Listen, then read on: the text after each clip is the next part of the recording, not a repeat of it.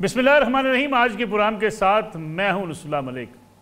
नाज़रीन, साबिक वज़ीर आज़म और मुस्लिम लीग नवाज़ के कायद आज अपने बयानिए में वही गिले शिकवे कर रहे हैं कि उनकी हुकूमत को क्यों रुखसत किया गया, क्यों वज़ीर आज़म इस मुल्क में हटाए जाते रहे, और अगर उनकी हुकूमत चलती रहती तो मुल्क में ना महंगाई होती ना रुपये की कदर इस हद तक गिरती। आज जिस महंगाई का पाकिस्तानी अवाम को सामना है, इसकी ज़िम्मेदारी भी मियाँ नवाज शरीफ अपनी हुकूमत हटाए जाने के फ़ैसलों को करार दे रहे हैं। साथ ही साथ ये बात कह रहे हैं कि अगर इस मुल्क के अंदर ऐसे ही हुकूमतें हटाई जाती रहेंगी तो मुल्क के अंदर इस्तेकाम नहीं आ सकता। मियाँ नवाज शरीफ का ये वही गिला शिकवा है। साथ ही साथ अदलिया के उन जजेस पर भी तनकीद कर रहे हैं जिन्होंने उनकी हुकूमत को रुखसत किया था और उन्हें नाअहल करार दिया था। आज की तहरीक इंसाफ भी यही गिला शिकवा करती है कि उनकी हुकूमत को रुखसत किया गया। गोया सियासतदान हुकूमत से निकलने के बाद एक ही किस्म का गिला शिकवा करते हुए नज़र आते हैं। लेकिन साथ ही साथ क्या इस बात का जायज़ा नहीं लिया जाना चाहिए कि हुकूमत ने कहाँ गलती की, सियासतदानों ने कहाँ गलतियाँ की, और सियासतदान जब एक दूसरे के साथ इस हद तक अपनी हदूद क्रॉस कर गए कि किसी दूसरे की हुकूमत को गिराने के लिए वो किसी का सहारा बनने को तैयार हो गए, तो फिर गिले शिकवे कैसे। आज यही कहा जाता है कि अगर आज तहरीक इंसाफ ज़ेर अताब है तो कल कोई और ज़ेर अताब हो सकता है। लेकिन सियासतदानों ने 75 सालों में शायद कभी ये सबक नहीं सीखा। हम गिला शिकवा करते हैं, इस्टेब्लिशमेंट से गिले शिकवे किए जाते हैं। कहा जाता है कि इस्टेब्लिशमेंट मुदाखलत करती है। इस्टेब्लिशमेंट ने माजी में हुकूमतें गिराई भी, मुदाखलत भी की, लेकिन साथ ही साथ सियासतदान कभी मिल बैठ कर पार्लियामेंट की बालादस्ती के लिए या जमहूरियत की बालादस्ती के लिए कभी किरदार अदा कर सके, इस पर भी सवालात उठते हैं। दूसरी तरफ 2-3 बड़े वाक़यात आज हुए हैं। सदर मुमकिन के ख़िलाफ़ भी अपील दायर कर दी गई, दरख्वास्त दायर कर दी गई कि उन्हें इस ओहदे से काम करने से रोका जाए, क्योंकि वो पाकिस्तान के सदर मुमलिकत की बजाय एक पार्टी के सदर मुमलिकत बन चुके हैं। खबर मानिका साहब का एक इंटरव्यू आया साबिक़ खातून अव्वल बुशरा बीबी के हवाले से, अब वो मुकदमे के अंदर मुद्दई भी बन गए हैं। इसका नतीजा क्या निकलेगा? क्या इमरान खान साहब के लिए मुश्किलात बढ़ सकती हैं? इमरान खान साहब जेल में बैठे हैं और उनकी पार्टी दावेदार है कि वो मैदान में होंगे और 8 फरवरी का इंतखाब भी भरपूर तरीके से लड़ेंगे। इसके साथ ही साथ एक दो अहम जो फौजी अफसरान थे जो मुल्क से बाहर बैठे हैं, उनको आज सज़ा सुना दी गई। उनका कोर्ट मार्शल हुआ। आदर राजा को और हैदर मेहदी को 14 साल और बिलतरतीब 12 साल सज़ा सुना दी गई। अगर आप सोशल मीडिया देखते हो तो आपको ये नज़र आएगा कि इख्तलाफ तो यकीनी बात है किया जा सकता है, इस्टेब्लिशमेंट पर एतराज़ किया जा सकता है, मुल्क के अंदर जो कुछ माजी में होता रहा उस पर भी लोग गिले शिकवे करते हैं, सियासतदान भी आवाज़ उठाते हैं। लेकिन इन दोनों साबिक़ फ़ौजी अफसरान ने जो वतीरा बना रखा है पिछले कई अरसे से, जिस तरीके से ये पाकिस्तान की सालमियत के ख़िलाफ़ सोशल मीडिया पर मुहिम चलाए हुए हैं, और ख़ास तौर पे अगर कुछ तहकीकात जो सामने आई थी जिसमें यह भी कहा गया था जो मुल्क दुश्मन अनासर हैं वो भी उनके साथ राब्ते में हैं और जानबूझकर उनका एजेंडा ये है कि अफवाज पाकिस्तान को और मुल्क की सालमियत को टारगेट किया जाए। उनको सज़ा तो सुना दी गई है, क्या उन्हें पकड़ कर वापस इंटरपोल के ज़रिए पाकिस्तान लाया जाएगा, ये भी अहम सवाल होगा। इसके साथ साथ मुल्क की सियासत आखिर जा किस तरफ रही है? क्या इंतखाबी जो है उस मुहिम का आगाज़ हो चुका है? क्योंकि सियालकोट में आज मियाँ नवाज शरीफ पहुँचे, कारकुनों से खिताब भी किया, फिर चैम्बर ऑफ कॉमर्स से भी खिताब किया। उसके साथ साथ बिलावल भुट्टो जरदारी जलसे करते करते दुबई तो जा पहुँचे हैं, लेकिन पीपल्स पार्टी अपनी मुहिम जारी रखे हुई है।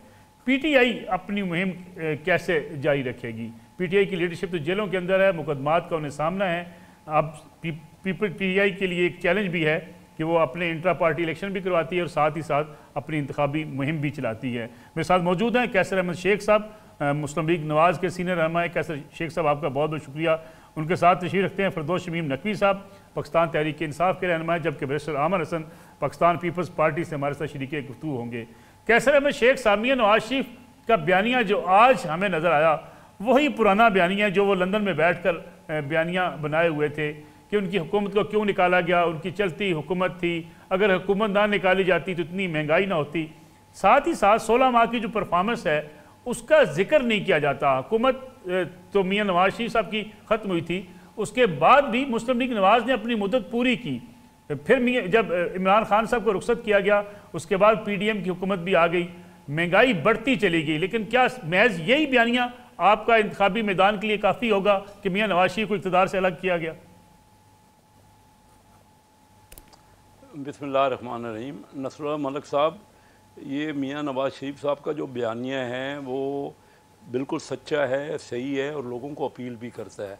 देखिए जो 2013 से 18 तक की हुकूमत थी, 17 तक उनकी हुकूमत रही, आप देख रहे हैं कि उसमें तरक्की हो रही थी, उसमें हमारा ग्रोथ भी थी, महंगाई भी एक लिमिट तक थी और इस तरह हम IMF के शिकंजे में नहीं थे, डॉलर भी 104 तक था उस वक़्त। लेकिन उसके बाद आप मुसलसल देख रहे हैं वो बयानियाँ तो उन्होंने अपना इसलिए देना। और ये देखें ना, आपने ये कहा, सही कहा कि पॉलिटिशियन को ज़रूर अपना इंटरेक्शन करना चाहिए, एक दूसरे के साथ मिल के मसाइल का हल निकालना चाहिए। अगर हम दस्तों गिरेबान रहेंगे और ये पॉलिटिकल टर्माइल रहेगा, जो कि PTI ने सबसे ज़्यादा आपने देखा अपनी हुकूमत में शुरू किया, हम तो बार बार उनसे कहते रहे कि चार्टर ऑफ इकानमी करें, लेकिन वो किसी तरफ आते ही नहीं थे। तो ये जो टर्माइल है उसने पाकिस्तान को इस नहज तक पहुँचाया है।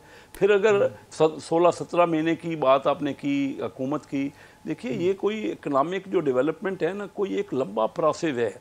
जो अगर तनज़्ज़ुल आ रहा है ना, क्योंकि मेरा ये सब्जेक्ट है, तो ये तनज़्ज़ुल आप कहें कि ये एकदम, इसको तो अभी भी कोई नई हुकूमत भी आएगी ना, मुस्लिम लीग की इंशाल्लाह हुकूमत आएगी। लेकिन अगर ये आप कहें कि हमारे पास कोई जादू की छड़ी है और हम अगले साल 2 साल में इसको बहुत इम्प्रूव कर लेंगे, ये अब जो मुश्किल हालात हैं और जिस नहज पे हम पहुंच गए हैं और जितने हमने कर्जे ले लिए हैं और जितना हमारे पास सूद का जो बोझ हमारे पास है, और फिर रेवेन्यू हमारा इकट्ठा नहीं हो रहा, फिर जो स्टेट ओन्ड एंटरप्राइजेज हैं वो नुकसान कर रहे हैं और किसी ने आके उसको जो कोई करने लगता है उसको प्राइवेटाइज, दूसरा उसके खिलाफ हो जाता है। तो हम सबको अगर मुल्क को आगे बढ़ाना, नहीं देखिए, अगर तो हमने अपनी अपनी बात करनी है कर लें, मुल्क बढ़ाने के लिए तो सबको एक लाया अमल बनाना पड़ेगा।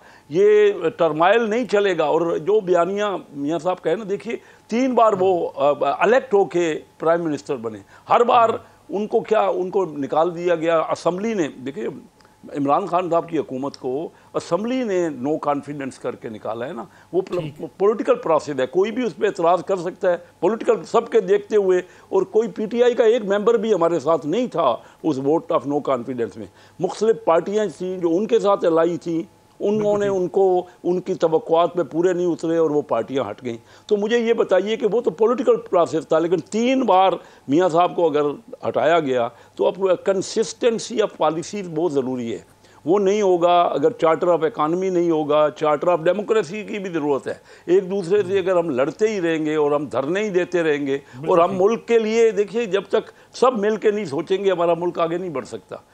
तो बहरहाल मेरा तो बड़ा नकवी साहब, अभी भी हमको अपने आप को दुरुस्त करना होगा। मैं वापस आता हूँ आपकी तरफ कैसर शेख साहब। फिरदौस शमीम नकवी साहब जिसका जिक्र जो है वो कैसर शेख साहब कर रहे हैं, मियाँ नवाज शरीफ भी आज इसी किस्म की तकरीर भी की है कि माजी में भी हुकूमतें हटाई जाती रही, वज़ीर आज़म हटाए जाते रहे, मुल्क फिर तरक्की कैसे करेगा। 2 हुकूमतें ऐसी हैं मियाँ नवाज शरीफ की जिसको हटाते वक्त आपके जो चेयरमैन हैं इमरान खान साहब, वो आमरों के साथ खड़े थे। एक हुकूमत वो थी जब परवेज़ मुशर्रफ ने मियाँ नवाज शरीफ की हुकूमत को रुखसत किया था, और दूसरी हुकूमत जब जो है मियाँ नवाज शरीफ आखिरी बार 2017 में निकाले गए। जब आप दूसरे हुकूमत से निकाले गए तब आप उनके साथ शामिल होते रहे, आप खुश होते रहे। आज आपके ऊपर मुश्किल वक्त है। सियासतदानों की गलती नहीं है कि अगर ये मिलजुल कर चलते, एक दूसरे को सियासत से निकालने की बातें ना करते। आपको भी याद होगा इमरान खान साहब का एक ही एजेंडा था कि मैं इन दोनों सियासी पार्टियों को मुल्क की सियासत से बाहर निकाल दूंगा। मुकम्मल कर लिया सवाल? जी सर, इजाजत है? जी जी फरमाइए। पहली चीज देखिए, पहली चीज मुशर्रफ जो इख्तिदार में आए वो फौज के बलबूते पे आए, और जो पाकिस्तान आर्मी के जर्नैल थे उन्हीं ने उनको हटाया। उसमें कोई किसी सियासी जमात का कोई दखल नहीं है, ना पीपल्स पार्टी का ना PTI का। जनरल ज़ियाउद्दीन साहब को अपॉइंट किया, the rest of the army rebelled and they overthrew Nawaz Sharif. ठीक है, अगर मैं गलत कह रहा हूं तो बता दीजिए, PTI का जिक्र ना कीजिए। आप दुरुस्त कह रहे हैं। ठीक है, तो पहला वाला तो आपका गलत हो गया। नहीं, इमरान खान साहब उस हुकूमत उस गैर आईनी फैसले के साथ खड़े हुए। इमरान खान साहब के ऊपर जो भी एलिगेशन लगती है वो उस वक्त लगती है जब मुशर्रफ साहब ने ये फैसला किया कि मैं इलेक्शन कराऊंगा, और उस इलेक्शन के अंदर उन्हीं ने एक NT-PMLN अलायंस बनाया और इमरान खान साहब को दावत दी। इमरान खान साहब मुशर्रफ साहब को मिलने गए, एक एजेंडा उन्हीं ने मुशर्रफ साहब ने रखा, उस एजेंडे को हमने सपोर्ट किया। लेकिन नवाज शरीफ को हटाने में हमारा कोई हाथ नहीं था। मैं सिर्फ इतनी सी बात कह रहा हूं। लेकिन रेफरेंडम में आपने उनका साथ दिया एक गैर आईनी काम में। मैं देखिए, आपने जो बात हटाने की थी, पहले आप उसका आगे चलते हैं ना, ये कोई पेडेंटिक्स है। बिल्कुल ठीक है। दूसरी दफा जो हटे हैं उसके अंदर पनामा की रिपोर्ट में इमरान खान लेके आए। क्या इमरान खान ने तकरीर की कि मैं सबूत दूंगा, मैं एक एक पैसे का हिसाब दूंगा, पूरी मनी ट्रेल दूंगा। ठीक है। और जब अदालत में कोई गया और मनी ट्रेल की जगह कतरी खत आया तो उसमें कसूर इमरान खान का है।